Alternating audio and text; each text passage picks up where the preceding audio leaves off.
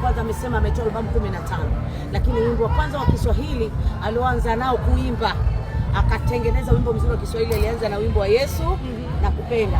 Yeye mwenyewe aongea tu Kiingereza sina shida. Yesu we nakupenda, Bwana Yesu we nakupenda, Yesu we nakupenda, Bwana Yesu we nakupenda, kama wewe ulivyonipenda kwanza nakupenda, kisha tena ukatoa uhai wako nakupenda, kama wewe ulivyonipenda kwanza nakupenda, kisha tena ukatoa uhai wako nakupenda, Yesu,